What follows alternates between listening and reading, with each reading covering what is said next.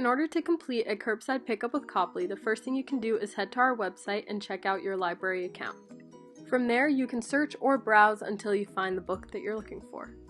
Once you do find a book that you're interested in and want to check out, you can request it on the website and submit that option.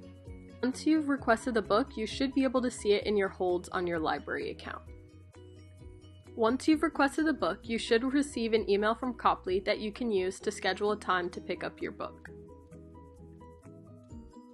Next, you'll just be given a list of reminders to keep in mind when you're coming to pick up your book.